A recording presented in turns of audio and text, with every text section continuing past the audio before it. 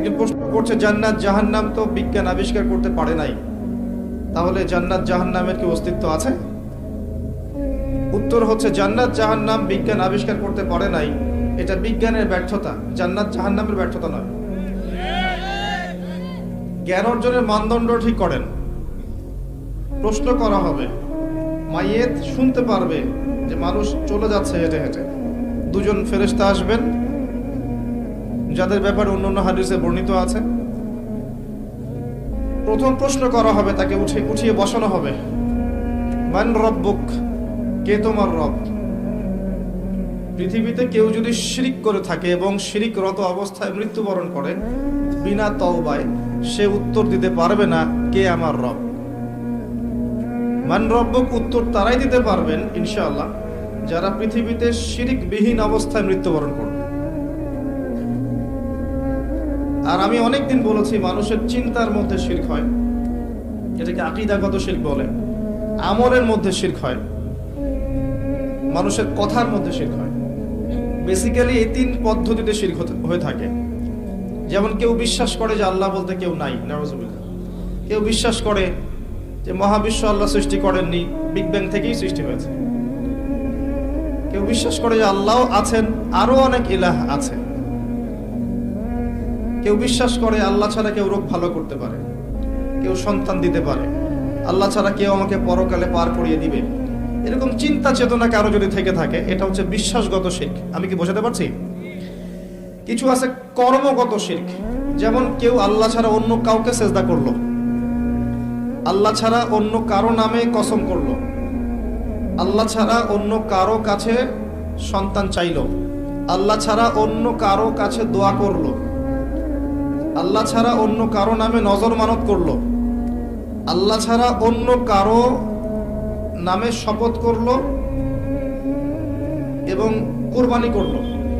কুরবানি আল্লাহ রাব্বুল আলামিনের হালালকে হারাম করে দিল, আল্লাহর হারামকে হালাল করে নিল। তাকদীর, আল্লাহর তাকদীর, ভাগ্যকে অস্বীকার করলো। এমনকি আল্লাহর দ্বীনের জ্ঞান অর্জন করলো দুনিয়া পাওয়ার আশায়। নামাজ পড়লো মানুষকে দেখানোর জন্য, যাকাত দিচ্ছে, সাদাকা করছে মানুষের বাহবা পাওয়ার জন্য।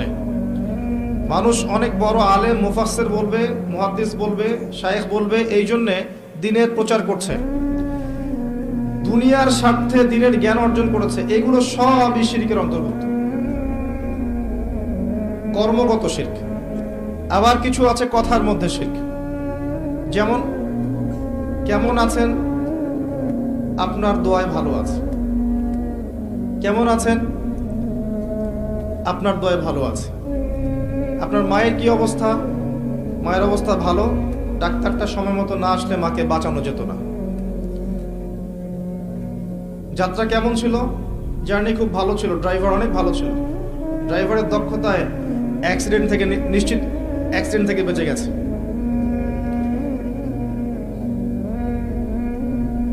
আমি না থাকলে কাজটা হতো না, ভাগ্যিস আপনি ছিলেন, না হলে আমার এই বিপদ থেকে রক্ষা হতো না। প্রচুর কথা বলতে গেলে সারা রাত চলে যাবে। কথার মধ্যে বেশি শিরক হচ্ছে। এমনকি অনেক গানের লিরিক্স দেখবেন, তোমাকে ছাড়া বাঁচবো না, তুমি আমার জীবন, তুমি আমার মরণ, এ ধরনের কথা আছে না? আসমান জমিন চন্দ্র সূর্য সব তোমার, তোমার জন্য চাঁদ নিয়ে এসে দিব, চাঁদে বাড়ি বানাবো, কত কথা। এই শিরিক এবং তাওহীদটাকে শেখেন। শেখার পরে আপনি উপন্যাস পড়বেন, কবিতা পড়বেন, গানের লিরিক্সগুলো পড়বেন, দেখবেন যে শিরিক দিয়ে ভর্তি। এমনি এমনি আল্লাহ পাক বিষয়গুলোকে হারাম করেন না, এখানে শিরক আছে। অনেক ক্ষেত্রে কুফরি কথা আছে, অনেক ক্ষেত্রে আবার ভক্তি প্রদর্শন করতে গিয়ে অতি ভক্তি হয়ে যাচ্ছে। আর হারাম ইনস্ট্রুমেন্ট তো আছেই, সব মিলিয়ে বিষয়টা হারাম। তার উপরে আবার এটা আপনার সময় কিল করবে এবং আপনাকে আল্লাহর জিকির থেকে সরিয়ে রাখবে। যখন আপনি এগুলোর মধ্যে ডুবে যাবেন, ওই মোমেন্টে আপনি আল্লাহকে ডাকতে পারবেন না, ওই সময়টা ওরা খেয়ে ফেললো। সব মিলিয়ে বিষয়টা হারাম। তো এরকম কথায় অনেক শিরক হয়। তো বেসিক কথা হচ্ছে, তিনভাবে শিরক হতে পারে: আপনার কথায়, আপনার কাজে এবং আপনার চিন্তায়। কথা, কাজ এবং চিন্তাকে বিশুদ্ধ করতে পারলে তাওহীদ প্রতিষ্ঠা হবে, এবং তাওহীদের উপর থাকলে পরেই উম্মার কল্যাণ আছে। আল্লাহ পাক আমাদেরকে তাওহীদে থাকার তৌফিক দান। যারা শিরক মুক্ত অবস্থায় কবরে চলে যাবে ইনশাআল্লাহ, তারা উত্তর দিতে পারবে যে রব্বি আল্লাহ, আমার রব হচ্ছেন আল্লাহ। যখন দ্বিতীয় প্রশ্ন করা হবে মা দীনুক, দুনিয়াতে যারা দ্বীন ইসলামকে ঠাট্টার ছলে গ্রহণ করেছে, হাসি তামাশার মতো, ইসলামের কিছু অংশ ভালো লাগে গ্রহণ করেছে, কিছু অংশ ভালো লাগে না গ্রহণ করে নাই, যতটুকু করলে কোনো সমস্যা হয় না করে, যেটা করলে সমস্যা হয় করবে না, ইসলামকে পরিপূর্ণ জীবন ব্যবস্থা রূপে বিশ্বাসই করে না, মনে করে ইসলাম এই যুগে চলে না ওই যুগে চলতো, ইসলাম সেকেলে ব্যাকডেটেড, এখন আমরা আধুনিকতার সময় আছি ইত্যাদি, ইসলামের সংবিধান এখন আসলে প্রযোজ্য নয়, এগুলো আগে চলতো এখন হয়তো চলে না। যদি ইসলাম সম্পর্কে এমন ধারণা থাকে মানুষের, সে উত্তর দিতে পারবে না যে মা দীনুক, তোমার দিন কি। যারা পরিপূর্ণরূপে ইসলামকে গ্রহণ করেছে মননে, ইসলাম একমাত্র জীবন ব্যবস্থা যেটা আল্লাহর কাছে গ্রহণীয়, এবং এখানে প্রত্যেকটা বিষয়ের সমাধান আছে। হ্যাঁ, আমি হয়তো আমল করতে পারছি না বা বাস্তবায়ন করতে পারছি না, কিন্তু আছে ইসলামের মধ্যে, এই আকীদা ঠিক আছে। আমল আপনি করতে পারবেন না, এখন যে যুগ চলছে এই যুগে আপনি পরিপূর্ণ ইসলাম পালন করতে পারবেন না। বড় গলায় বলে আসলে লাভ নাই, খুব বড় গলায় বলে লাভ নাই যে আমরা সবাই পরিপূর্ণ মুসলিম। যদি এটাই সত্য হতো তাহলে আমাদের আজকে অবস্থা হতো না। নাসুল্লাহ ফানাসিয়াহুম, তারা আল্লাহকে ভুলে গেছে, আল্লাহ তাদেরকে ভুলে গেছে। অনেক আয়াত আছে, আমি আস্তে আস্তে ওদিকে যাব। আজকে আমাদের যে অবস্থা পুরো বৈশ্বিক প্রেক্ষাপটে, এর পিছনে আমরা দায়ী। মূলত আমরা ছাড়া দ্বিতীয় কেউ দায়ী নয়। শত্রু, ইসলামের শত্রু যারা, তারা তো শত্রুতা করবেই, তাদেরকে দোষ দেওয়ার তো দরকার নাই। যে আপনার শত্রু, সে শত্রুতা করবে, সিম্পল। আমরা আমাদের কাজের কারণে যখন ওদেরকে সুযোগ করে দিয়েছি, তখন আমরা সবচেয়ে বড় অপরাধী। আলাইকুম আনফুসাকুম, আল্লাহ পাক বলেছেন তোমরা নিজেরা নিজের নফসের আগে খবর নাও, নিজের নফসকে ঠিক করো। লা ইয়াদুররুকুম মান দাল্লা, যারা পথভ্রষ্ট হয়ে যাবে, এদের পথভ্রষ্টতা তোমাদের কোনো ক্ষতি করবে না। ইনিহতাদাইতুম, যদি তোমরা হেদায়েতের উপর থাকো, যদি তোমরা পরিপূর্ণ হেদায়েতের উপর থাকো, তাহলে যারা পথভ্রষ্ট হয়ে যাচ্ছে বা গেছে, এদের পথভ্রষ্টতা তোমাদের কোনো ক্ষতি করবে না। ইলাল্লাহি মারজিউকুম জামিআন, তোমরা সবাই একসময় আল্লাহর কাছে ফিরে যাবে। ফায়ুনাব্বিউকুম বিমা কুনতুম তা'মালুন, আল্লাহ পাক জানিয়ে দিবেন তখন তোমরা কি করেছে। এই আয়াতের মধ্যে সব কারণ এবং ওষুধ দেয়া আছে, সিচুয়েশনের কারণ দেয়া আছে, যে আমরা নিজেদের ফিকির করা বাদ দিয়েছি, সবসময় অন্যের ফিকির করি, অন্যের সংস্কার, অন্যের ইসলাহ, অন্যের দোষ ধরা, অন্যকে উন্নতি অগ্রগতি প্রগতি এগুলা চিন্তা করি, নিজের বেলার খবর নাই। প্রথম কারণ আমাদের আত্মশুদ্ধি নাই। প্রথম মেজর কারণ আত্মশুদ্ধি নাই। আমি যে বলছি আমারও নাই। বড় গলায় কথা বলা সহজ, বাস্তবতা হচ্ছে এই, আমরা প্রত্যেকেই অপরাধী। বক্তা, শ্রোতা, আলেম, জালেম, যত মানুষ আছে আমাদের এখানে চারপাশে, সবাই পাপী, সবাই অপরাধী, এবং প্রত্যেকেই যার যার দায়িত্ব অবহেলা করেছে। আলাইকুম আনফুসাকুম, তোমরা আগে নিজেদের নফস ঠিক করো। যারা পথভ্রষ্ট হয়ে গেছে, ওদের পথভ্রষ্টতা তোমাদের কোনো ক্ষতি করবে না। আগে নিজে ঠিক হও। আমরা দেখবেন সবসময় মানুষের সংস্কারের চেষ্টা করি, মানুষের ভালো, মানুষের কল্যাণ, মানুষকে পথ দেখাতে চাই, নিজেই পথ পাই না। এটা বাস্তবতা। দেখবেন পৃথিবীতে মুসলিমদের যতগুলো কান্ট্রি আছে, যত সামরিক বাহিনী আছে, যত অস্ত্র আছে, যত সম্পদ আছে, যত জনবল আছে, এটা পৃথিবীর অন্য কোনো জাতির নাই, নফসের খবর নাই। আমরা সুদ খাই, আমরা সুদ খাই। আমাদের ছেলেমেয়েরা জেনা করছে, আমাদের ছেলেমেয়েরা, আমাদের যুব সমাজ দেখবেন পর্ণাসক্ত, গার্লফ্রেন্ডের পিছনে সময় নষ্ট করছে। আমাদের যুব সমাজ, ঠিক বলেন না? আপনি ঠিক বললেও ঠিক, না বললেও ঠিক। আর আমি ঠিক বেঠিক বক্তা নই, কোনোদিন আমাকে শোনেন নাই ওয়াজ মাহফিলে বলতে, বলেন ঠিক না বেঠিক। আমি বলবো কি জন্য ঠিক না বেঠিক? যেটা ঠিক সেটা তো ঠিকই, আর যেটা বেঠিক সেটা বেঠিক। আপনি বললেই সেটা ঠিক হবে না তো, আপনি বেঠিক বললেও তো বেঠিক হবে না। সেটা ঠিক, সেটা ঠিক থাকবে। যদি সব মানুষ বলে সুদ হারাম, সব মানুষ যদি বলে সুদ হালাল, সুদ কি হালাল হয়ে যাবে? সবাই যদি বলে মদ হালাল, হালাল হয়ে যাবে? হবে না। পর্দা, আমরা বলছি পর্দা ফরজ, আর বেশিরভাগ মানুষ যদি বলে পর্দা করার দরকার নাই, পর্দা শেখের প্রথা, তাহলে কি পর্দা হারাম হয়ে যাবে? আল্লাহ যা বলবেন সেটাই ঠিক, রাসূল যা বলবেন সেটাই ঠিক, এর বাইরে কোনো ঠিক বেঠিক নাই। যে কথাটা বলছিলাম, দেখবেন আমরা মুসলিমরা সুদ খাই, আমরাই সুদ খাই। একজন মনে করেন নন মুসলিম, সে সুদ খাচ্ছে, ইহুদি সুদ খাচ্ছে, ধরেন খ্রিস্টান সুদ খাচ্ছে, ওদের সাথে আমাদের কি সম্পর্ক? ওদের কিতাবের মধ্যে তো সুদের এত ভয়াবহতা নাই, ওদের হাদিসের মধ্যে তো এত সুদ সম্পর্কে বিস্তারিত বলা নাই, এবং তারা তো মুহাম্মদ সাল্লাল্লাহু আলাইহি ওয়াসাল্লামকে স্বীকারও করে নাই। তারা তো প্রকাশ্যে আমাদের শত্রুতা করছে। ওদের কথা বাদ দেন, মুসলিমরা সুদ খাচ্ছে কেন? কোন উত্তর নাই। উত্তর হচ্ছে নিজের নফস নষ্ট হয়ে গেছে, দুনিয়া, পরকাল ভুলে গেছে। বাল তুসিরুনাল হায়াতাদ দুনিয়া, কিন্তু আল্লাহ বলেছে ওয়াল আখিরাতু খায়রু ওয়া আবকা। মুসলিমরা মদ খাচ্ছে না? এমন মুসলিম জেনারেশন আছে না এখন, এই যে আমাদের ইয়াং জেনারেশন, এদের ম্যাক্সিমাম দেখবেন মাদকাসক্ত। মাদকাসক্ত বলতে বোঝাচ্ছি মিনিমাম স্মোক করে, এটাও তো মাদক। এখান থেকে শুরু হয়ে ইয়াবা পর্যন্ত যায়, এবং এদের মধ্যে বেশিরভাগই দেখবেন জেনারেল শিক্ষিত। মাদ্রাসার ছেলেপেলে কিন্তু এত বেশি এডিক্টেড না, খুব কম, হয়তো 1% হবে না, 2% হবে না। তাহলে কি শিক্ষা দিচ্ছি আমরা এখানে? মাদ্রাসার দিকে যে আঙ্গুল তুলছি মাঝে মাঝে, এখানে কি শিক্ষা দিচ্ছি? কলেজ ইউনিভার্সিটি তো আমরাও পড়েছি। ওই যে অনেকদিন বলেছি, এক মিস বা মহিলা টিচার ক্লাস নিচ্ছে, তো ব্ল্যাকবোর্ড বাদ দিয়ে সব ছেলেরা ম্যাডামের দিকে তাকিয়ে আছে। ছেলেদের ক্লাস নিচ্ছে মহিলা শিক্ষিকা, এবং তার মাশাআল্লাহ পোশাকও সুবহানাল্লাহ টাইপের। তো ব্ল্যাকবোর্ড দেখা বাদ দিয়ে সব ওইদিকে দেখছে। আবার আমরা দেখেছি মেয়েদের ব্যাচ, ছেলে টিচার পড়াচ্ছেন, কোচিং প্রাইভেট, মাঝে মাঝে গায়ে হাত দিচ্ছেন, বলছেন সে তো আমার মেয়ের মতো।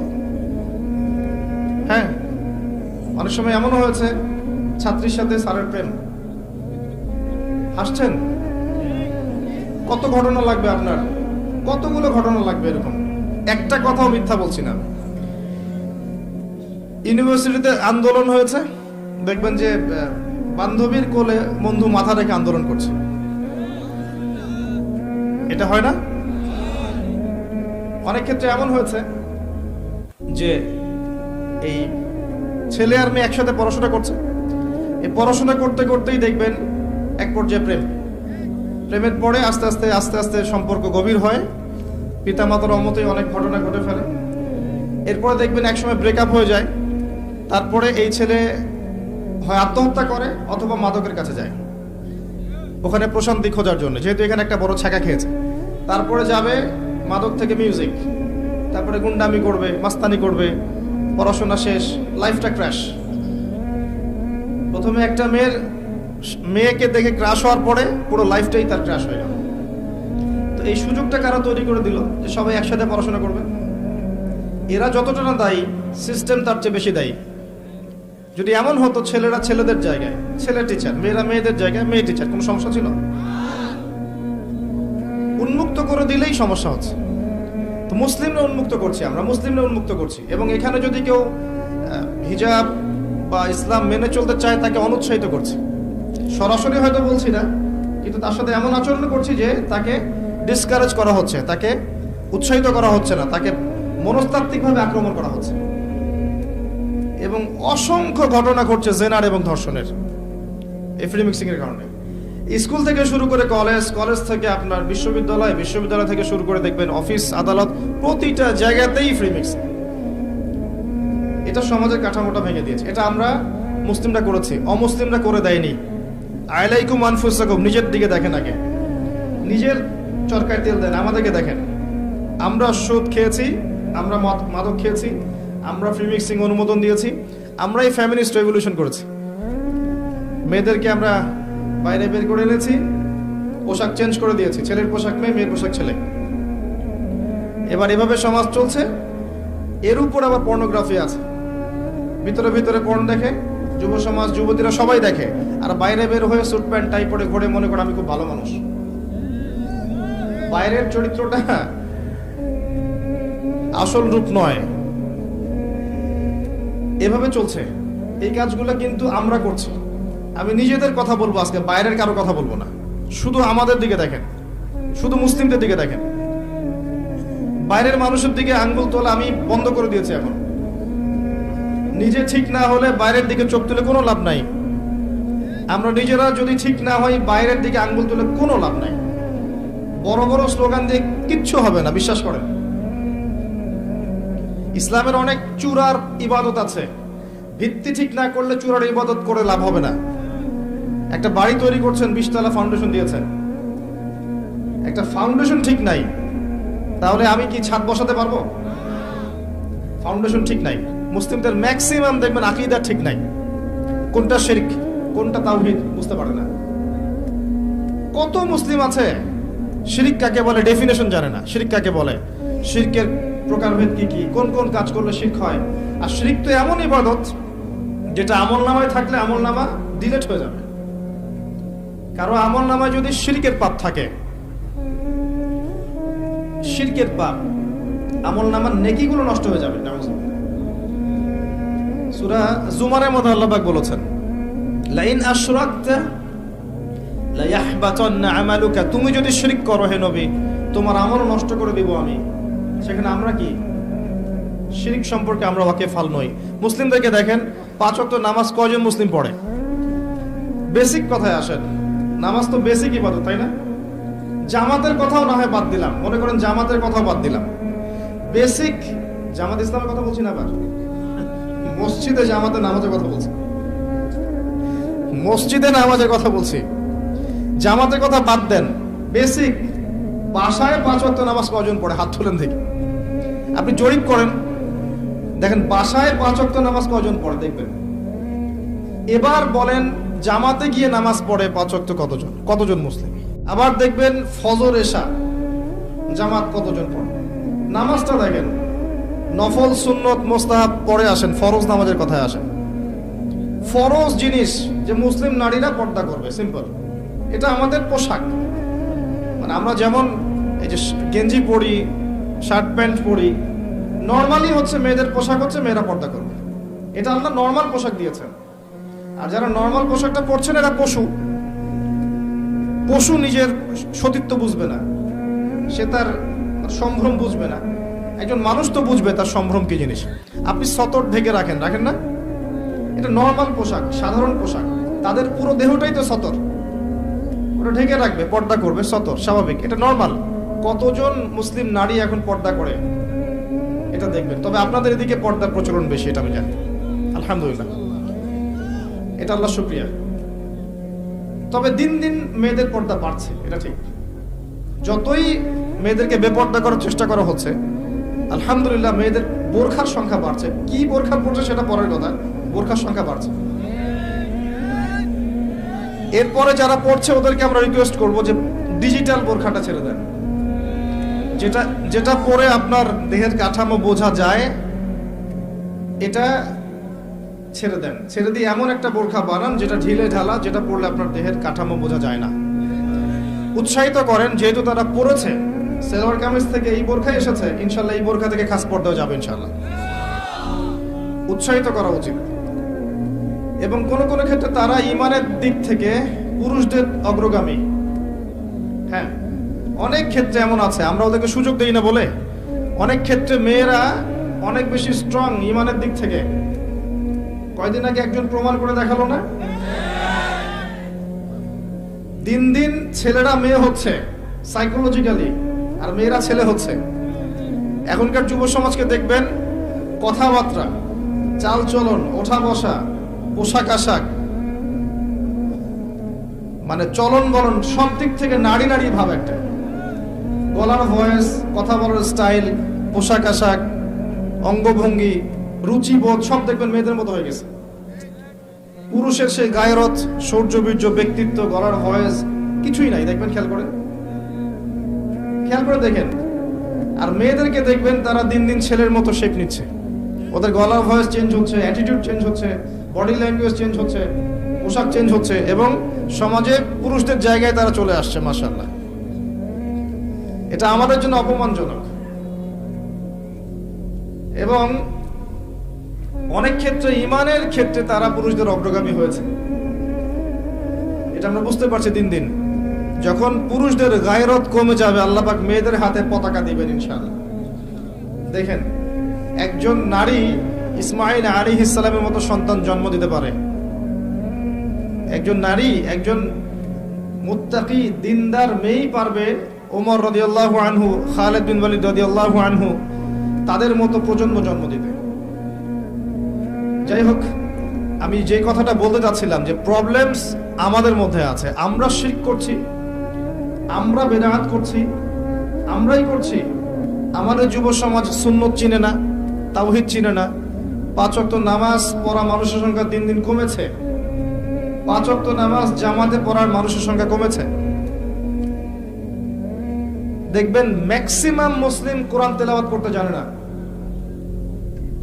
বিশ্বাস করছেন আপনি? ম্যাক্সিমাম মুসলিম কোরআনুল কারীম রিডিং পড়তে জানে না।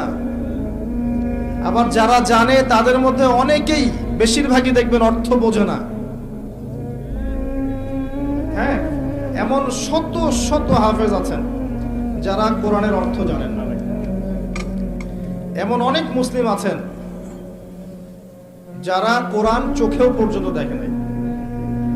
এমনও প্রজন্ম আছে। হ্যাঁ, এটা আমাদের অবস্থা। এর উপরে কোরআনের আদেশ মানা, নিষেধ, বর্জন করা এগুলো তো অনেক দূরের কথা। কতজন মুসলিম পার্ট টাইম বোঝেন? আংশিক, ফুল টাইম না, পার্ট টাইম। কতজন মুসলিম পার্ট টাইম ইসলামের দাওয়াত দেয়?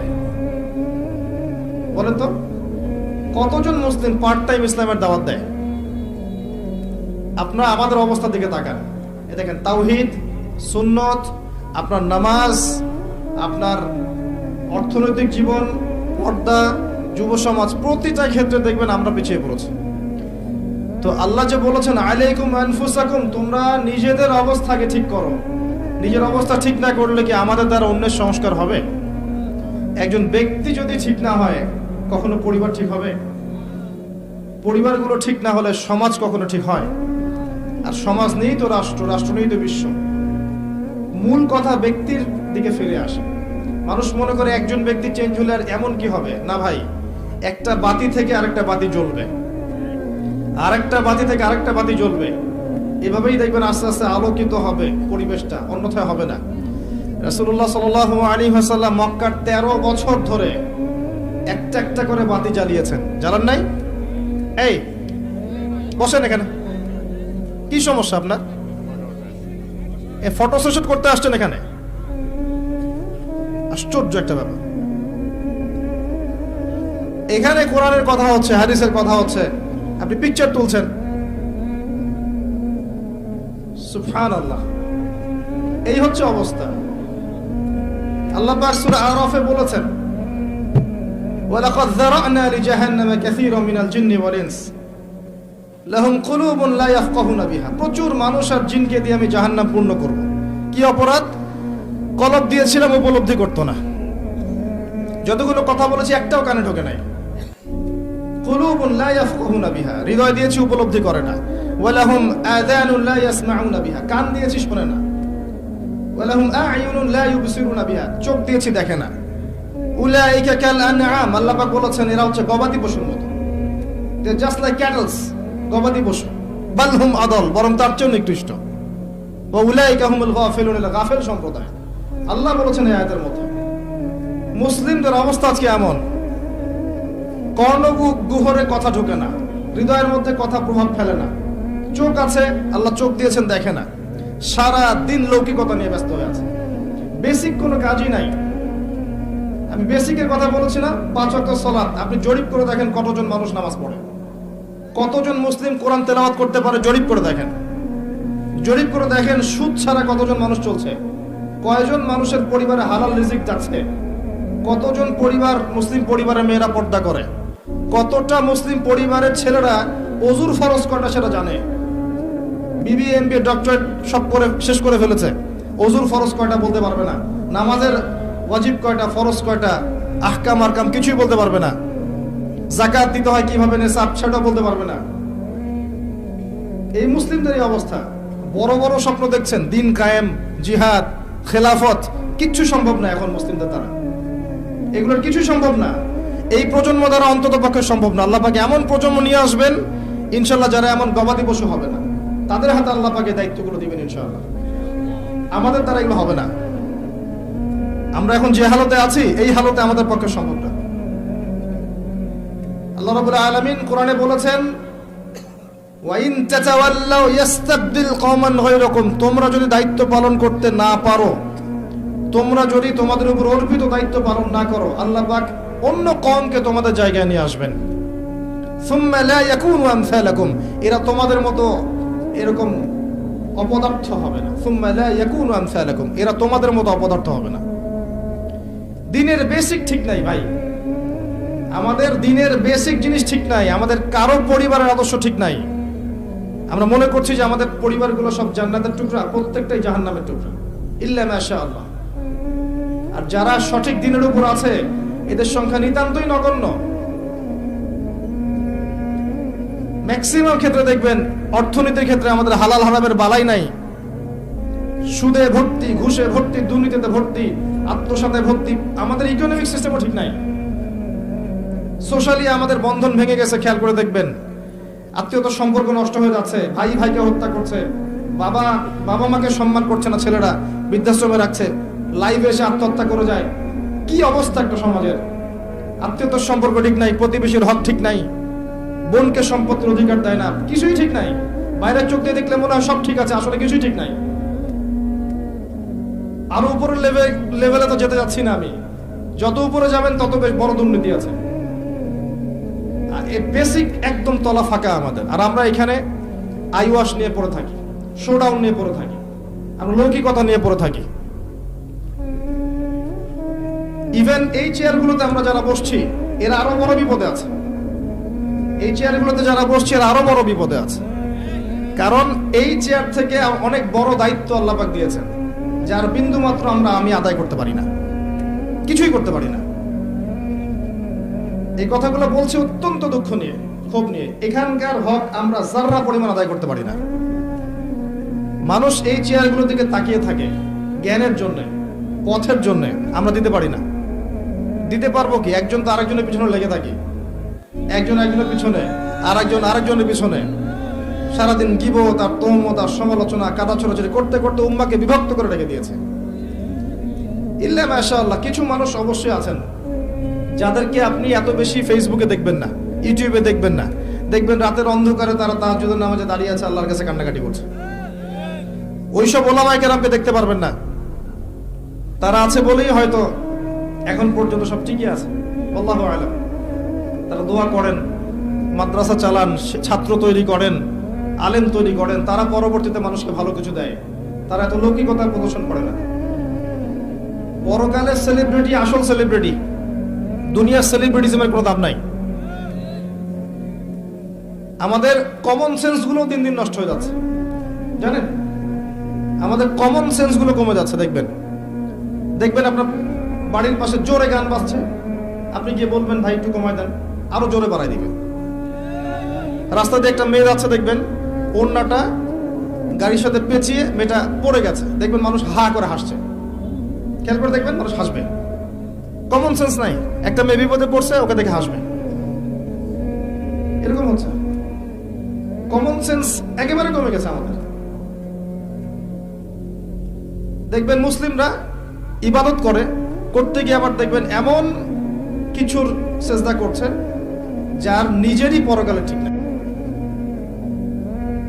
প্রকৃতি পূজা শুরু করছে মুসলিমরা, এখন জড়বস্তুর পূজা শুরু করছে মুসলিমরা নিজেদের ধর্মের দায়িত্ব এমন কিছু মানুষের হাতে অর্পণ করেছে যে মানুষগুলো ধর্ম বোঝে না। কমন সেন্স নষ্ট হয়ে গেছে। ওয়াজ মাহফিলের সিজনে এসে দেখলাম ওয়াজ মাহফিলের নামে যা হচ্ছে, মানে এগুলোর কিছু কিছু খণ্ডচিত্র যদি বলতাম তাহলে বুঝতেন যে আসলে অবস্থা কেন এরকম। একটা কারণেই বলবো না, কারণ নিজের ঘরের কথা মানুষকে বলতে নেই।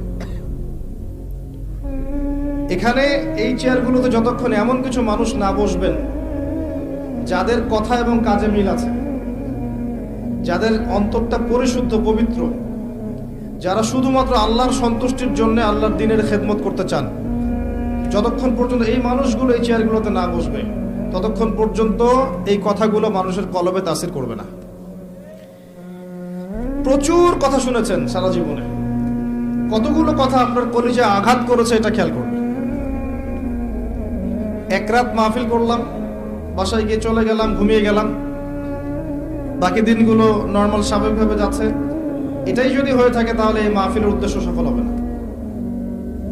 একটা কনস্ট্রাকটিভ বিষয় জানবেন, বুঝবেন, এটা আপনার জীবনে প্রভাব বিস্তার করবে, এটা আপনি আরো 10 জনকে বলবেন, প্রচার করবেন, প্রসার করবেন, তখন গিয়ে এটা সার্থকতা লাভ করবে। আমার অভিজ্ঞতায় গাড়ি থেকে নামবো বা একজন নামবে, সেখানে একটা আইওয়াশ, সেখানে একটা শোডাউন, নামছি আমি, শোডাউন, চারপাশে 10 জন ক্যামেরা নিয়ে দাঁড়িয়ে থাকবে, মানে কি একটা অবস্থা, মানে মনে হয় জান্নাত থেকে একজন জান্নাতের সার্টিফিকেট প্রাপ্ত মানুষ নেমে আসছে। এত লৌকিকতার কি দরকার আছে? এত ফটো সেশন কেন করতে হবে? হেঁটে হেঁটে আসবে, মানুষের ঠেলায় আসা যাচ্ছে না, কি সে, তাকে নিয়ে এত ব্যস্ত হওয়ার কি আছে? তিনি আসবেন আল্লাহর জন্য বিনয়ের সাথে হেঁটে আপনাকে 2টা কথা শোনাবেন দিনের, সিম্পল। তিনি কি ভোট চাইতে আসছেন? তাহলে দেখবেন তারপরে ওয়াজ করা শেষ, ওয়াজও মাশাআল্লাহ দেখবেন আগা মাথা কিছু নাই, কনস্ট্রাকটিভ কোনো কথা নাই, কেচ্ছা কাহিনী বয়ান, যার কোনো দলিল নাই, যার কোনো ভিত্তি নাই। মাঝে মাঝে একটু রঙ্গ তামাশা করবে, অঙ্গভঙ্গি করবে, একটু গান টান গিয়ে শোনাবে, এখন এগুলো চলছে। আর মানুষ তো ইস্যু পাগল এবং ফ্যান্টাসি পাগল, মজা নিতে পছন্দ করে বাঙালি, এটা থেকে মজা পাবে, যা ওয়াজের টাকা উসুল হয়েছে আমার।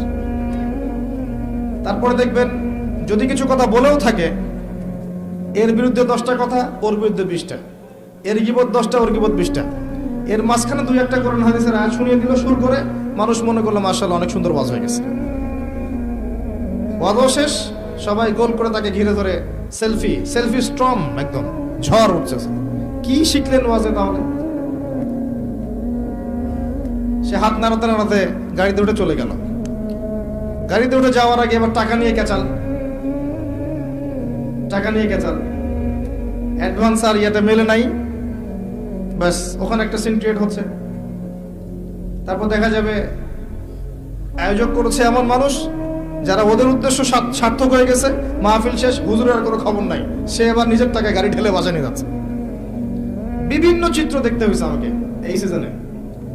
অল্প কিছু কথা বলবো, মানে ভিতরটা এত নোংরা হয়ে গেছে আমাদের, এই কারণে বাইরের অবস্থা এমন হচ্ছে। আমি একটা কথাই বলবো আজকে ওয়াজে, একটা টপিকে কথা বলবো শুধু, সেটা হচ্ছে আলাইকুম আনফুসাকুম, নিজের নফসকে ঠিক করেন, আত্মশুদ্ধি অর্জন করেন, নিজে ঠিক হন, বাকি সব ঠিক হয়ে যাবে ইনশাআল্লাহ। আমি এটা আমাকে বলছি আগে, এরপর আপনাদেরকে বলছি। আল্লাহ পাক বক্তা শ্রোতা উভয়কে আমল করার তৌফিক দান করুন।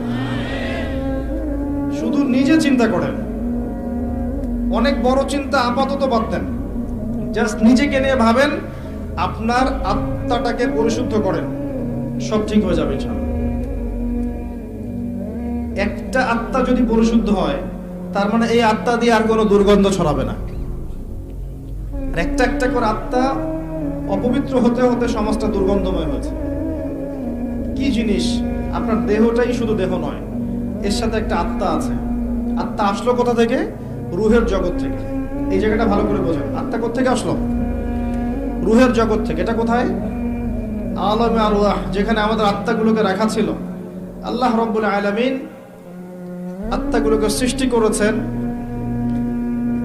একটা জগতে রেখেছেন, জগৎটার নাম দিয়েছেন আলামে আরওয়াহ। আদম সন্তানের সমস্ত আত্মাগুলো সেখানে ছিল। এখান থেকে আত্মাটাকে আপনার মায়ের গর্ভে এনে দেওয়া হয়েছে। যখন আপনার আমার বয়স ছিল 4 মাস 10 দিন বা এরকম সামথিং লাইক দ্যাট, এরকম, তখন আত্মাটা নিয়ে এসেছেন একজন ফেরেশতা, এনে ফুঁকে দিয়েছেন এবং লিখে দিয়েছেন আপনি বাঁচবেন কতদিন, রিজিক কি হবে, সৌভাগ্যবান হবেন না দুর্ভাগ্যবান হবেন, সব লেখা হয়ে গেছে। এটা আপনার মায়ের গর্ভে থাকা অবস্থায় হয়েছে। সবার ক্ষেত্রে এটা হয়েছে, আমার আপনার সবার ক্ষেত্রেই। তাকদীর নিয়ে এত বিচলিত হওয়ার কিছু নাই, এটা লেখা হয়ে গেছে।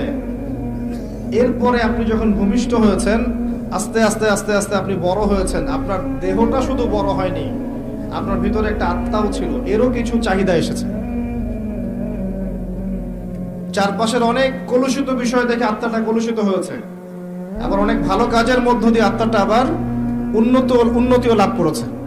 কিন্তু আল্লাহ পাক মূল যে বিষয়টার কথা বলছেন সেটা হচ্ছে কদ আফলাহা মান যাক্কাহা। যে ব্যক্তি এই নফসটাকে, আত্মাটাকে পরিশুদ্ধ করতে পারলো, সে ব্যক্তি সফল হয়ে গেল। ওয়া কদ খাবা মান দাসাহা। যে ব্যক্তি এই নফসটাকে পরিশুদ্ধ করতে পারলো না, সে ব্যক্তি ধ্বংস হয়ে গেল। দেহের পরিশুদ্ধতা সবকিছু নয়। দেহের যে ইবাদতগুলো আছে, আমাদের নামাজ, যাকাত দিচ্ছি, অর্থনৈতিক ইবাদত, নামাজ পড়ছি, ফিজিক্যাল ইবাদত, হজ করছি, উমরা করছি, রোজা রাখছি, এই ইবাদতগুলো পূর্ণতা পাবে না যতক্ষণ পর্যন্ত আত্মা পরিশুদ্ধ হচ্ছে না। আমার কথা কি বোঝা যায়? আত্মার মধ্যে যদি রিয়া থাকে, অহংকার থাকে, কুফর থাকে, শিরক থাকে, মোহ থাকে, দুনিয়ার ভোগ বিলাসের মত্ততার মোহ থাকে, আপনি এই আত্মা দিয়ে আপনি ইবাদত করতে পারবেন না। ইবাদত আপনার আপ টু দ্য মার্ক হবে না। আত্মার মধ্যে কিছু বিষয় আছে যেগুলো আপনার ইবাদতকে অনেক বাড়িয়ে দিবে, যেমন ঈমান। কোথাকার বিষয়? দেহের না আত্মার? তাকওয়া কিসের বিষয়? দেহের না আত্মার? তাওয়াক্কুল, আল্লাহ ভরসা কোথায় থাকে? দেহে না আত্মায়? ভালোবাসা, আল্লাহর প্রতি ভালোবাসা কোথায় থাকে? দেহে না আত্মায়? আল্লাহর প্রতি বিনয় কোথায় থাকে? দেহে না আত্মায়? আল্লাহর ভয় কোথায় থাকে? দেহে না আত্মায়? সবকিছু আত্মা কেন্দ্রিক। ঈমান, তাওহীদ, আপনার মোহাব্বত, তাওয়াক্কুল, তাওয়াজু, প্রতিটা বিষয় কার সাথে সম্পর্কিত? আত্মার সাথে। আবার এই আত্মার মধ্যে যদি আপনি নিয়ে আসেন রিয়া, অহংকার, হিংসা, বিদ্বেষ, এই বিষয়গুলো চলে আসে, আল্লাহ দ্রোহিতা, কুফর, আত্মাটা নষ্ট হয়ে যাবে। ওই আত্মা দিয়ে দেহের ইবাদত তখন কবুল হচ্ছে না।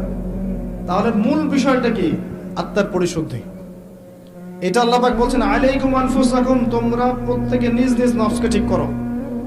এখন কি কি করলে আপনার নফস ঠিক হতে পারে? সবগুলো এক লেকচারে বলা সম্ভব নয়। এই জায়গায় মনোযোগ দিয়ে শোনেন, কয়েকটা খালি টিপস বলবো কি কি কাজ করলে আপনার আত্মা পরিশুদ্ধ হতে পারে। এটা সবচেয়ে ইম্পর্টেন্ট কাজ এখন মুসলিম উম্মার। এক নাম্বার কাজ হচ্ছে আপনাকে তাওহীদ বুঝতে হবে, শিরক থেকে দূরে থাকতে হবে। এক নাম্বার কাজ, যে কথাটা আমি প্রথমে বলেছিলাম। 2 নাম্বার হচ্ছে রাসূলুল্লাহ সাল্লাল্লাহু আলাইহি ওয়াসাল্লামের সুন্নাহর উপর নিয়মিত আমল করতে হবে, অন্য কোনো আদর্শ গ্রহণ করা যাবে না। দৈনিক যে সুন্নাহগুলো আছে, এই সুন্নাহগুলো অ্যাপ্লাই করতে হবে। আমি প্রফেটিক লাইফস্টাইল নিয়ে আরো লেকচার দিয়েছি, ওখানে পাবেন। ঘুমানো থেকে শুরু করে একদম সকাল থেকে রাত, পুরো জীবনটাকে আপনি কিভাবে সুন্নাহ মাফিক কাটাতে পারেন, এই বিষয়ে অনেক লেকচারও আছে, বইপত্র আছে, পড়ে নেবেন। আজকে ওই দিকে আমি কথা বলছি না। এতটুকু বলবো, প্রতিটা কাজ মুহাম্মদ সাল্লাল্লাহু আলাইহি ওয়াসাল্লামের সুন্নাহ মাফিক করলে পরে আপনার পুরো জীবনটাই হবে ইবাদত। এই জন্য আল্লাহ পাক আপনাকে সৃষ্টি করেছেন, ওয়া মা খালাকতুল জিন্না ওয়াল ইনসা ইল্লা লিয়াবুদুন। এটাই হচ্ছে সেই আয়াতের ব্যাখ্যা। আর আমরা আল্লাহর ভালোবাসা পেতে চাইলে তার রাসূলকে অনুসরণ করতেই হবে, আদারওয়াইজ অন্য কোনো ভাবে আমরা তার ভালোবাসা পাবো না। যদি কেউ মুহাম্মদ সাল্লাল্লাহু আলাইহি ওয়াসাল্লামকে বাদ দিয়ে অন্য আদর্শ গ্রহণ করে, সে তার হাত কামড় দিবে, কিয়ামতের মাঠে আক্ষেপ করতে থাকবে, ইয়া লাইতানি ইত্তাখাযতু মা'আ রাসূলি সাবিলা। সে বলবে ইয়া ওয়াইলাতা লাইতানি লাম আত্তাখিয ফুলানান খলিলা, সেই কথা বলবে। এটা 2 নাম্বার। 3 নাম্বার হচ্ছে কোরআন এবং সুন্নাহ এমন মানুষের কাছে গিয়ে শেখা, এটা বেশি ইম্পর্টেন্ট। প্রথমে তাওহীদ, তারপর সুন্নাত, এরপর হচ্ছে সোহবত। কোরআন এবং সুন্নাহ এমন মানুষের সংস্পর্শে গিয়ে শেখা যাকে দেখে আপনি কোরআন সুন্নাহ শিখতে পারবেন, এটা বেশি ইম্পর্টেন্ট। মানুষ স্বভাবগতভাবেই দেখে শিখে। সাহাবায়ে কেরাম রাদিয়াল্লাহু আনহুম আজমাইন, তারা কিন্তু বই পড়ে ইসলাম শেখেন নাই। আমার কথা বুঝতে পারছেন? আল্লাহর রাসূল কিন্তু সূরা একটা কাগজে লিখে দিয়ে বলেননি বাসায় গিয়ে পড়ে শিখে নিও, এই হাদিসগুলো পড়ে বাসায় শিখে নিও। বরং তারা সব সময় রাসূলের সাথে থাকতেন। তিনি কিভাবে ওঠেন, কিভাবে বসেন, কেমন করে কথা বলেন, কখন রাগ হন, কখন হাসেন, কিভাবে খান, কেমন করে ইস্তেঞ্জা করেন, সব দেখতেন তারা। দেখতেন না? এমনকি ব্যক্তিগত সময়েও তারা বাসায় চলে যেতেন, গিয়ে শিখতেন। রাসূলকে না পেলে তার স্ত্রী থেকে জিজ্ঞাসা করতেন, কেমন করে রাসূল এটা করেন, কেমন করে ওটা করেন। এটা হচ্ছে সোহবত। এখন আমরা কি রাসূলকে পাবো? কিভাবে পাবেন? তার হাদিসগুলো আপনার বাসায় আছে, এই হাদিসগুলো পড়ে আপনি জানতে পারবেন, কিন্তু আপনি প্র্যাকটিক্যাল বুঝতে পারবেন না। প্র্যাকটিক্যাল কোথায় বুঝবেন? যে ব্যক্তি বা যে আলেম, যে শায়েখ, যে উস্তাদ, যে মুআল্লিম, যার কাছে, যার ভিতরে সুন্নাহগুলো ইনস্টল করা আছে, তাকে দেখে শিখতে পারবেন। কথা বুঝতে পারছেন? এমন ব্যক্তি যে আপনাকে পড়াচ্ছেন, মুআল্লিম বা উস্তাদ বা বক্তা বা শায়েখ বা মুহাদ্দিস বা আলেম, যিনি, যার কাছে গিয়ে আপনি ইসলাম শিখছেন, তার মধ্যে যদি সুন্নাত থাকে তখন আপনি এই সোহবতটা পাবেন। এখন এমন মানুষের সংখ্যা কি খুব বেশি না কম? কিন্তু থাকবে। আল্লাহ পাক যেহেতু বলেছেন, ইয়া আইয়ুহাল্লাযীনা আমানু কুনু মা'আস সাদিকিন, সত্যবাদীদের সাথে থাকো, আপনি ইনশাআল্লাহ খুঁজে পাবেন। কিয়ামত পর্যন্ত ইয়াদ থাকবে না? থাকবে না? অতএব কিয়ামত পর্যন্ত এমন মানুষও থাকবে ইনশাআল্লাহ। খুঁজে নিতে হবে, খুঁজে নিতে হবে। ডিফিকাল্ট আপনার জন্য, কারণ আপনি বাহ্যিকভাবে যাদেরকে দেখে মনে করছেন ইসলামের একদম কান্ডারি, দেখবেন তাদের ভিতরে ইসলাম নাই। এমন অনেক মানুষ আছে, আছে না? বাহ্যিকভাবে দেখে মনে হবে দিনের কান্ডারি, ভিতরে নিজের ইসলাম নাই। তো এখানে আল্লাহর কাছে দোয়া করতে হবে, আল্লাহ যেন আমাদেরকে উত্তম ওস্তাদ দান করেন, উত্তম শায়েখ দান করেন, উত্তম আলেম দান করেন, যাদেরকে দেখে আমরা দিন শিখতে পারি। এটা সোহবত। সোহবত ছাড়া আত্মশুদ্ধি হবে না। কারণ আপনার আমার মধ্যে কি ভুল ত্রুটি হচ্ছে এটা তারা ধরিয়ে দিতে পারবেন। এবং অনেক বিষয় সূক্ষ্ম আছে, যে আপনি বিনয়ী হচ্ছেন না অহংকারী হচ্ছেন, আপনি গায়রতওয়ালা হচ্ছেন নাকি নিজের ব্যক্তিত্বকে নষ্ট করছেন, এগুলো তারা ধরতে পারবেন, আপনি পারবেন না। নূর আছে যাদের মধ্যে, আল্লাহর নূর যাদের মধ্যে আছে, তাদেরকে দেখে শিখতে হবে। কিভাবে? মুসা আলাইহিস সালামের মতো। মনে আছে মুসা আলাইহিস সালাম সফর করলেন খিজির আলাইহিস সালামের কাছে যাবেন বলে, তার কাছে জ্ঞান শিখবেন বলে। খিজির আলাইহিস সালামের সাথে সফর করে তিনি জ্ঞান শিখলেন। যেই খিজির আলাইহিস সালাম আল্লাহর নূর দিয়ে দেখছিলেন, যেটা মুসা আলাইহিস সালাম দেখতে পারেন নাই। মুসা আলাইহিস সালাম বলছেন, কেন নৌকা ফুটা করলেন, কেন বাচ্চাকে হত্যা করলেন, কেন দেয়াল নির্মাণ করলেন? কিন্তু খিজির আলাইহিস সালাম আল্লাহর নূর দিয়ে দেখছিলেন। তিনি বলেছেন, যদি নৌকা ফুটা না করতাম তাহলে জলদস্যু নিয়ে যেত, যদি বাচ্চাকে হত্যা না করতাম বাচ্চা বড় হয়ে বড় কাফের হতো, যদি এই দেয়াল নির্মাণ না করতাম এর নিচে থাকা গুপ্তধন এই এতিম বাচ্চারা পেত না। পরে দেখেন সূরা কাহফ। বাহ্যিক চোখ দিয়ে মুসা আলাইহিস সালাম যা দেখেছেন তা সত্য ছিল না। আল্লাহর নূর দিয়ে, অন্তর্দৃষ্টি দিয়ে খিজির আলাইহিস সালাম যা দেখেছেন এটা ছিল সত্য। ওইরকম মানুষের কাছে যেতে হবে, তাহলে কি আপনি আত্মশুদ্ধি অর্জন করতে পারবেন। সোহবত ছাড়া হবে না, একা একা হবে না। আর যদি এমন কাউকে না পান তাহলে কি হবে? তাহলে যারা দিনদার মানুষ তাদের কমিউনিটির মধ্যে থাকেন, যারা দুনিয়াদার, দুনিয়া নিয়ে পড়ে আছে, সারাদিন দুনিয়ার ফিকির, এদের সাথে মিশিয়েন না। কথা বুঝতে পারছেন না? দুনিয়াদারদের সাথে বেশি মিশেন না, যারা দিনদার ওদের সাথে মেশেন। যে আপনাকে পরকালে কথা স্মরণ করাবে এর সাথে মেশেন, ইনশাল্লাহ আপনি আল্লাহ নূরের মধ্যে থাকবেন। যত দুনিয়ার ভিতরে ঢুকবেন তত আপনি হারিয়ে যাবেন, দুনিয়ার মধ্যে যত ঢুকবেন তত হারিয়ে যাবেন। আর আমাদের এখনকার চলাফেরার মধ্যে পরিবার, সমাজ, অর্থনীতি, ব্যবসা, মুআমালাত সবখানে দেখবেন দুনিয়ার আলাপ বেশি, খালি দুনিয়া আর দুনিয়া, দুনিয়া আর দুনিয়া, তাই না? খুব কমই হয় মৌতের কথা কতবার আলোচনা করা হয় বলেন দেখি। মৌতের কথা আলোচনা করা হয় কতবার? কবরের আযাব নিয়ে কতবার কথা বলা হয়? কবরের শাস্তি, বারজাখের জীবনের শাস্তি নিয়ে কতবার কথা বলা হয়? কবরের পর যে মিজান, পুলসিরাত, জান্নাত জাহান্নাম আছে, এগুলো নিয়ে কত আলোচনা করা হয়। বেশিরভাগ আলোচনা দেখবেন অন্যের গীবত, অথবা মুভিজ নিয়ে, সিনেমা নিয়ে, গান নিয়ে, নাটক নিয়ে, পলিটিক্স নিয়ে। পলিটিক্স নিয়ে কথা বলে যে বোঝে না সেও কথা বলে। দেখবেন তরকারিওয়ালা, রিক্সাওয়ালা, ভ্যান চালক সবাই পলিটিক্স নিয়ে কথা বলছে। ও পলিটিক্সের বোঝেটা কি? এটা নিয়ে তারা কথা বলবেন যারা বোঝেন। আমার কথা বলার দরকার নাই, কারণ আমি বুঝি না। ইকোনমিক সেক্টর, ইকোনমিক সেক্টর সবাই বোঝে। যারা ইকোনমিক্সের দক্ষ তারা বুঝবে ইকোনমিক সেক্টর কি, ব্যাংকিং সিস্টেম কি, ওয়ার্ল্ড কারেন্সি কি, ওয়ার্ল্ড অ্যাফেয়ার্স কি হচ্ছে, এগুলো তারা বুঝবেন, তারা কথা বলবেন। দেখা যায় সবাই সব বিষয়ে কথা বলতে যায়, আর সমস্যা বাঁধে। যে ধর্ম ভালো বোঝেন তিনি ধর্মের কথা বলবেন। মানে আমরা আমাদের কথাগুলোকে বেশিরভাগ সময় অহেতুক নষ্ট করি, যেটা বুঝি না সেটা নিয়ে কথা বলি। অহেতুক কঠিন কঠিন সাবজেক্ট, কঠিন কঠিন দর্শন, তত্ত্ব, এগুলো নিয়ে কথা বলতে থাকি। অথচ বাস্তবতার সাথে এগুলো কোনো সম্পর্কই নেই। এগুলো আমাদের আত্মাটাকে নষ্ট করছে। আমি একটা লেকচারে বলেছিলাম, আবারও বলছি আপনাদের সামনে, ইবনুল কাইয়্যিম রাহিমাহুল্লাহ বলেছেন, উনি একজন বড় আলেম ছিলেন, বড় মুজাদ্দিদ, যার সমপর্যায়ের আলেম এখন খুঁজে পাওয়া দুষ্কর। ইবনে তাইমিয়া রাহিমাহুল্লাহর ছাত্র। তিনি বলেছেন কিছু কিছু হালাল কাজ আছে যেগুলো মানুষের অন্তরকে মেরে ফেলে। কিছু হালাল কাজ আছে যেগুলোর অতিরিক্ততা মানুষের অন্তরকে মেরে ফেলে। যেমন 1 নাম্বার, বেশি কথা বলা।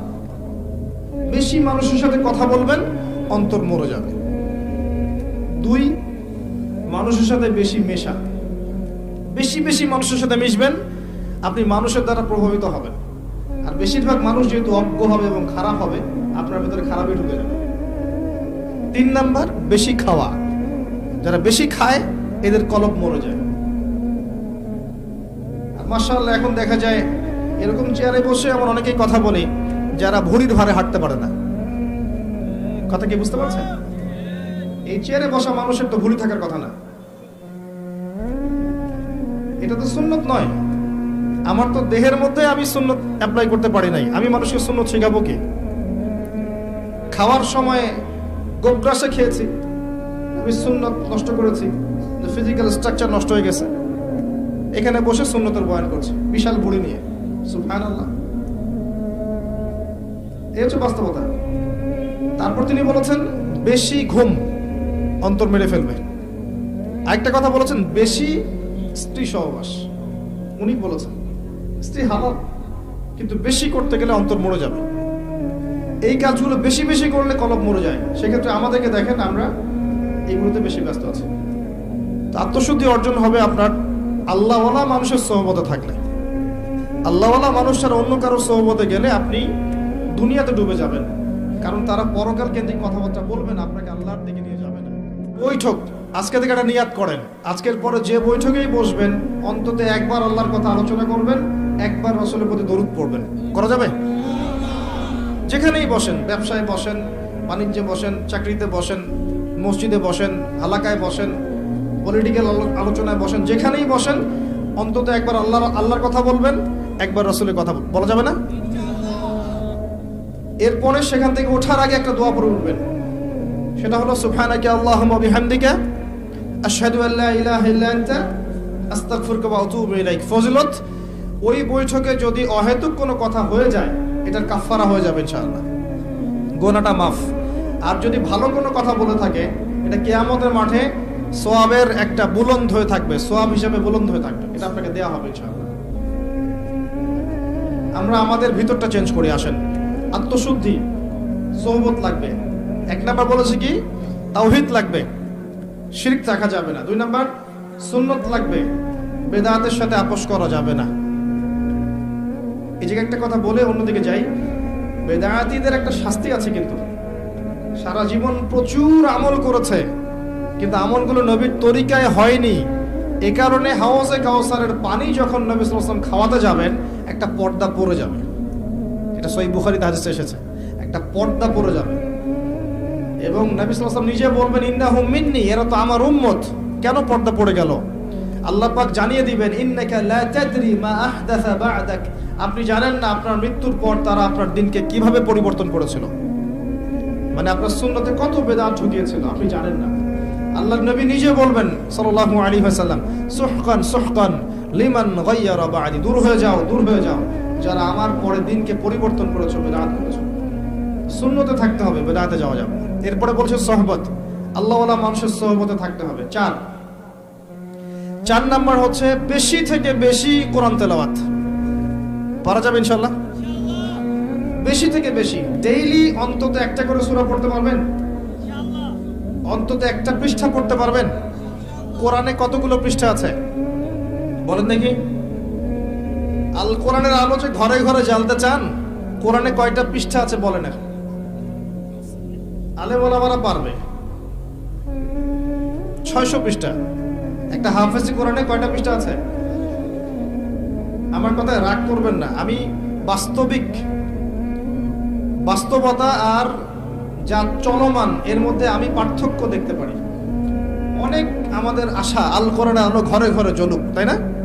দেখবেন ঘরে ঘরেই কোরআন পড়তে জানে না। তো ঘরে ঘরে প্রতিটা মানুষ যদি কোরআন পড়তে না জানে, আলো কি এমনি এমনি জ্বলবে নাকি?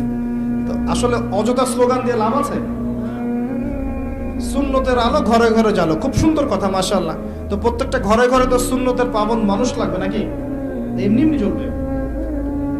আপনি বাস্তবতা হচ্ছে এই যে আপনি ঘরে ঘরে খুঁজে দেখেন, প্রত্যেকটা ঘরে একটা করে কোরআন তেলাওয়াত করা মানুষ পান নাকি? আজকে খুঁজে দেখেন, প্রত্যেকটা ঘরে একটা করে মানুষ দেখান যে কোরআন তেলাওয়াত করে নিয়মিত। তা আলো কেমন করে জ্বলবে ভাই? কিছু হলেই উপরের দিকে আঙ্গুল তুলি আমরা, তাই না? ওইখানে সমস্যা, ওইখানে সমস্যা, ঘরেই তো সমস্যা। উপরে আঙ্গুল তুলে লাভ কি আমার? তো কোরআনের আলো ঘরে ঘরে জ্বলবে ঠিকই ইনশাআল্লাহ, যখন প্রতিটা ঘরের মানুষরা কোরআন পড়তে শিখবে। প্রত্যেক দিন 1 পৃষ্ঠা করে পড়তে পারবেন? 600 পৃষ্ঠার বই, মানে প্রতি 20 পৃষ্ঠায় একটা করে পারা শেষ হয়েছে। যারা হাফেজ 20 পৃষ্ঠা পড়তে আধা ঘন্টাও লাগে না। যারা হাফেজে কোরআন তাদের 20টা পৃষ্ঠা পড়তে আধা ঘন্টাও লাগে না। আমরা যদি হাফেজ নাও হয়ে থাকি, 20টা পৃষ্ঠা আমরা কি 1.5 ঘন্টায় পড়তে পারবো না? 2 ঘন্টায় পড়তে পারবো না? 2টা ঘন্টা খুব বেশি কিছু? 2টা সিরিয়াল দেখতে আপনার 2 ঘন্টা চলে যায়, তাই না? এই যে মহিলারা সিরিয়াল দেখে না, দেখবেন 2টা সিরিয়াল দেখতে 2 ঘন্টা চলে যাবে। একটা মুভিজ দেখতে 2 ঘন্টা। এখন তো সিরিয়াল লাগে না, আপনি তো লুডো খেলে 2 ঘন্টা নষ্ট করছেন, তাই না? মোবাইলে পাবজি খেলে 2 ঘন্টা নষ্ট করছেন। আপনি আরেকটা কি জানি গেমস আছে, ফ্রি ফায়ার, এটা খেলে 2 ঘন্টা নষ্ট করছেন। টিকটক করে নষ্ট করছেন সময়, অযথা স্ক্রল করছেন, নষ্ট করছেন, 2 ঘন্টা নষ্ট করছেন। সময় কে দিয়েছে আপনাকে? এই যে সময়টা নষ্ট করছেন আপনি, সময়টা কে দিয়েছে আপনি? এই সময়ের মালিকটা কে? আমি নিজে কি আমার হায়াতের মালিক? তা আমাকে কে অধিকার দিল 2 ঘন্টা নষ্ট করা? যে দিনের প্রতিটা কাজ কোরআন সুন্নাহ মতো করার চেষ্টা করছে, এখন সে ক্লান্ত হয়ে পড়েছে, এখন ঘুমাবে। এই ঘুমটার জন্য আল্লাহ পাক নেকি দিচ্ছেন। দিনের জন্য আপনি চেষ্টা করছেন, নামাজ পড়ছেন, দিনের জ্ঞান অর্জন করছেন, সুন্নাহর মতো জীবনযাপন করছেন, এখন টায়ার্ড হয়ে গেছেন, ঘুমাবেন। এই ঘুমটার জন্য আপনি নেকি পাচ্ছেন। আল্লাহ পাক এত সুবিধা দিয়েছেন। ক্লান্ত হয়ে গেছেন, ক্ষুধার্ত, আপনি খাবেন, এই যে খাচ্ছেন, খাওয়ার জন্য নেকি পাচ্ছেন। আর কি চাই আমরা আসলে? এখন প্রবৃত্তির তাড়না আছে, একটা প্রবৃত্তির তাড়না আছে, স্ত্রীর কাছে যেতে হবে, গিয়েছেন, আপনি আপনার প্রবৃত্তির তাড়না মিটিয়েছেন, আপনি নেকি পাচ্ছেন। আর কি চাই আমরা মানুষ হিসেবে? এই সময়, এই সময়টাকে আল্লাহ পাক আমাকে এমনি এমনি দিয়েছেন। এই সময়ের মালিককে আমি নিজেই। 2 ঘন্টা কেন নষ্ট করব এগুলো করে, যেগুলোর কোনো ফায়দা নাই? এমন কাজে যদি নষ্ট করতেন যেটাতে দিনের ফায়দা আছে, উপকার হতো, সেটা তো হচ্ছে না। 2 ঘন্টা সময় দেওয়া যাবে কোরআনকে ইনশাআল্লাহ? আচ্ছা, 1 ঘন্টা দিতে পারবেন? আল্লাহ পাক তৌফিক দান করুন। বেশি বেশি কোরআন তেলাওয়াত করবেন। কোরআনের কিছু অংশ মুখস্থ করার চেষ্টা করেন। কোরআন তেলাওয়াত করলে আপনি প্রত্যেক হরফে 10 নেকি পাবেন। কোরআন আপনার পক্ষে সুপারিশ করবে।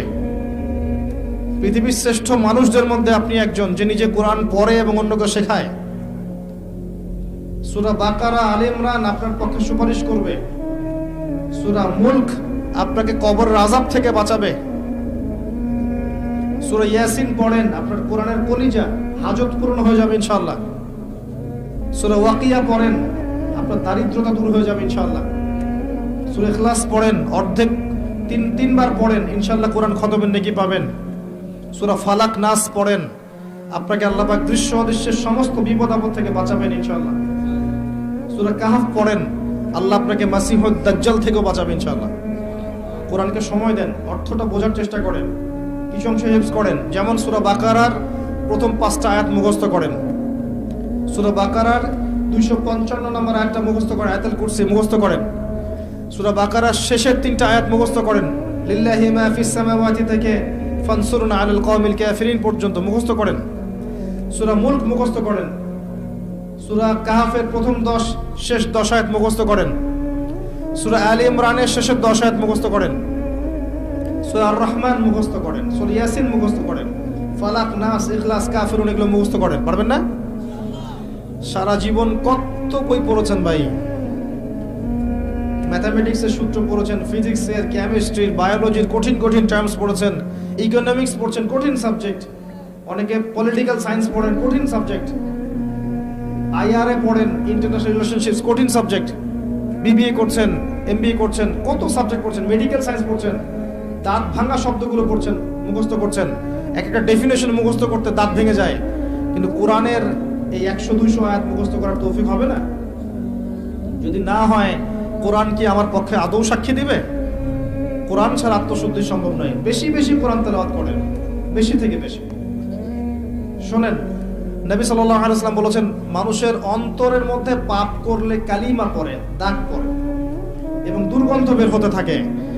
নবীজি বলছেন, আমি কি তোমাদেরকে জানিয়ে দিব কোন কাজ তোমাদের কলবের মরিচাগুলো দূর করে দিবে? সাহাবীরা বললেন, ইয়া রাসূলুল্লাহ, জানিয়ে দিন আমাদেরকে। নবী সাল্লাল্লাহু আলাইহি ওয়াসাল্লাম বলছেন, দুটো কাজ তোমার কলবের মরিচা দূর করে দিবে। একটা হচ্ছে বেশি বেশি কোরআন তেলাওয়াত, আরেকটা হচ্ছে মৌতের স্মরণ। বলেন তো দুটো কি? আপনার কলবের মরিচা দূর করবে ইনশাআল্লাহ। কোরআন আপনি যদি অর্থটা বোঝার চেষ্টা করেন, দেখবেন আপনি আল্লাহর সাথে কথা বলছেন সরাসরি। আল্লাহ পাক আপনার সাথে কথা বলতে চান, একটা তো মাধ্যম লাগবে, লাগবে না? আল্লাহ কি সামনে এসে কথা বলবেন? এই যে মাধ্যম কোরআন দিয়েছেন, আল্লাহ বলছেন কথা, আপনি শুনেন কি বলছেন আল্লাহ পাক। আমার কথায় আপনার কি তাসির হবে? কার কথায় তাসির হবে আল্লাহর চাইতে বেশি? আল্লাহ পাক আপনাকে বলছেন, এটা করো, এটা করো না, এর ধার কাছে যেও না, এটা খেও না, এইটা করো, এটা ভালো, ওটা উত্তম, এগুলো আল্লাহ বলছেন। আল্লাহর কথা আপনি শুনবেন না? তো মানুষ কোরআন পড়ছেই না এখন। প্রচুর মুসলিম আছে 5 ওয়াক্ত নামাজ পর্যন্ত পড়ে, কোরআন পড়তে জানে না। প্রচুর মুসলিম। এই জায়গায় মানুষকে নিয়ে আসেন, মানুষের অন্তর্জগৎ পরিবর্তন না হলে কোশ্চিন গেল বড় মাপের কোনো পরিবর্তন সম্ভব না। অহেতুক বড় বড় স্লোগান দিয়ে কোনো লাভ নাই, এটা বাস্তব। বাস্তবতা বুঝেন, বাস্তবতা এই জায়গায় আমরা প্রচন্ড রকম অধঃপতনের জায়গা আছে। আমাদের বাস্তবতার বেসিক জিনিসগুলো ঠিক নাই। বড় বড় চিন্তা পরে আসেন, বেসিক ঠিক করেন। আত্মশুদ্ধির একটা পথ, কয়টা বলছি? 4টা। কয়টা বলছি? 4টা। তাওহীদ, সুন্নাত, সোহবত, একটা কোরআন তেলাওয়াত। অর্থ বুঝতে পারলে খুব বেশি ভালো হয়, হিফজ করলে আরো ভালো হয়। আল্লাহ পাক আমাদেরকে কোরআনওয়ালা হওয়ার তৌফিক দান করেন। 5 নাম্বার আল্লাহর জিকির। 5 নাম্বার আল্লাহর জিকির। হিসনুল মুসলিম বইটা কিনবেন, অ্যাপস আছে না, প্লে স্টোরে অ্যাপস ডাউনলোড করবেন, দেখবেন আল্লাহ পাকের প্রচুর জিকির দেয়া আছে এবং সব সহিহ। এখানে জয়ীফ বা জাল এগুলো কিছু আনা হয়নি, সহিহগুলো আনা হয়েছে বেশি বেশি। এবং সকাল সন্ধ্যায় আল্লাহর জিকির করতে ছাড়বেন না। আল্লাহ পাকের কিছু কমন জিকির আছে, নিয়মিত করবেন, ছাড়বেন না। প্রতিটা কাজ করার আগে দোয়া করবেন, সকাল সন্ধ্যা জিকির করবেন।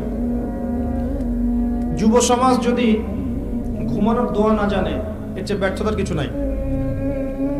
খালি এতটুকু জানে খাওয়ার আগে বিসমিল্লাহ বলতে হয়, শেষে আলহামদুলিল্লাহ বলতে হয়। আর যে বাথরুমে যাওয়া, বের হওয়া, খাওয়া, ওঠা, ঘুমানো, চলাফেরা, কত জিকির আছে, কত দোয়া আছে, এগুলো যদি ওরা না করে, না জানে, তাহলে আত্মশুদ্ধি অর্জন করতে পারবে না। কয়েকটা কমন বলে দিচ্ছি।